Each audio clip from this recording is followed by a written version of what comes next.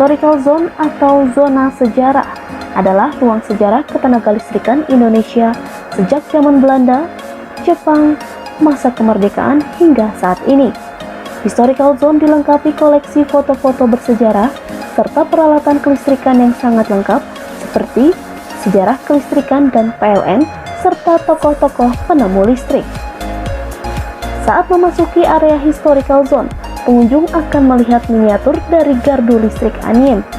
Gardu Anim adalah salah satu warisan perusahaan distribusi listrik di zaman Belanda. Anim merupakan perusahaan listrik asal Belanda yang berkedudukan di Amsterdam dan masuk pertama kali ke kota Surabaya pada akhir abad ke-19.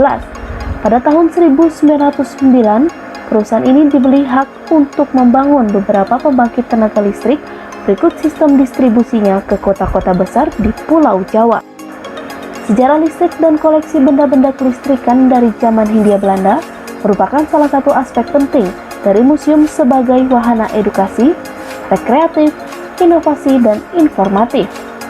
Sejarah ketenagalistrikan di Indonesia berawal di akhir abad ke-19 ketika beberapa perusahaan Belanda mendirikan pembangkit tenaga listrik untuk keperluan Belanda sendiri.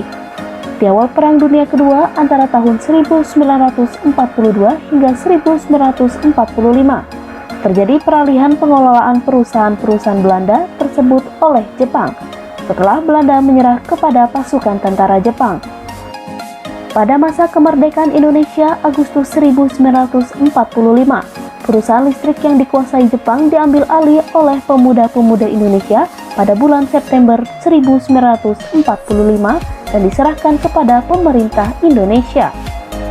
Kemudian pemerintah Indonesia yang baru merdeka membentuk Jawatan Listrik dan Gas Bumi pada 27 Oktober 1945.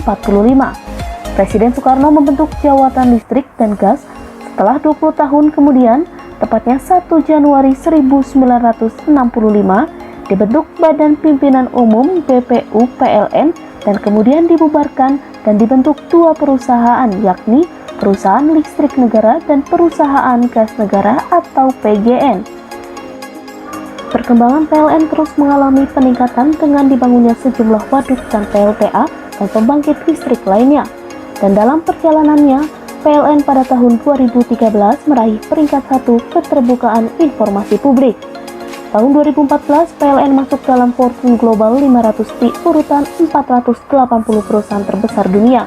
Dan pada tahun 2016, PLN masuk peringkat 46 besar dunia dalam Getting Electricity.